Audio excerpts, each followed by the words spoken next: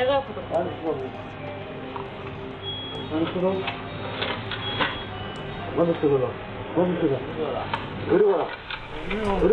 Μου λέει έλα στο ταμείο, ληστεία, και μου βγάζει το όπλο.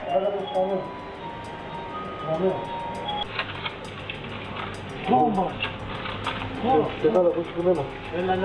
έχω κάτι άλλο. Αντιταμιακοί πήρανε περίπου στα 500 ευρώ. Σε λίγα μόλις δευτερόλεπτα η βάρδια της 20χρονης Χαράς Χιλάη μετατρέπεται σε φιάλτη. Ένιωθα ότι θα γίνει κάτι άσχημο και έγινε αυτό. Βίντεο ντοκουμέντο που εξασφάλισε ο Άλφα καταγράφει έναν άνδρα με κράνος και γυαλιά να μπαίνει στο μίνι μάρκετ και με την απειλή όπλου να τη ζητάει όλα τα χρήματα από την ταμιακή μηχανή. Ήμουν εδώ με το ταψί, ήμουν έτοιμη να βάλω τη λαδόκολα και είχα εδώ τις τυρόπιτες στο ένα τόλο για να τα ψήσω. Και ακούω έναν ήχο. Κοιτάω, γυρνάω μία πίσω και βλέπω έναν τύπο με κράνος και μαύρα γυαλιά. Δεν έχω κάτι άλλο. Δεν έχω κάτι άλλο. Δεν έχω κάτι άλλο σου λέω. Την αλήθεια σου λέω.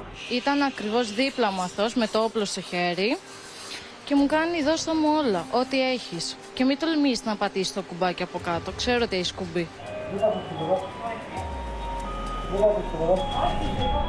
Ήταν το κουμπί συναγερμός που ειδοποιεί αστυνομία, ασφάλεια, τα πάντα. Ξέρανε καλά το μαγαζί για να ξέρανε ότι υπάρχει και κουμπί από κάτω. Ο δράστης με καλυμμένα τα χαρακτηριστικά του, αφού άρπαξε όλα τα χρήματα από την ταμιακή μηχανή, βγήκε από το μίνι μάρκετ όπου τον περίμενε ο συνεργός του και στη συνέχεια τράπηκαν σε φυγή. Μετά από λίγα λεπτά κάλεσα αμέσως την αστυνομία που ήρθε αμέσως σε δευτερόλεπτα ευτυχώς.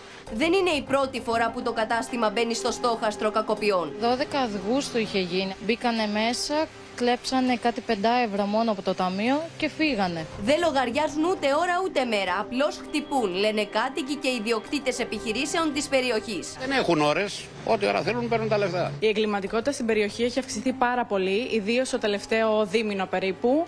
Μιλάω και με συναδέλφους οι οποίοι όλοι παραπονιούνται για καταστροφές στα καταστήματά μας. Γι' αυτό το λόγο και εμείς προσπαθούμε να κάνουμε ό,τι μπορούμε.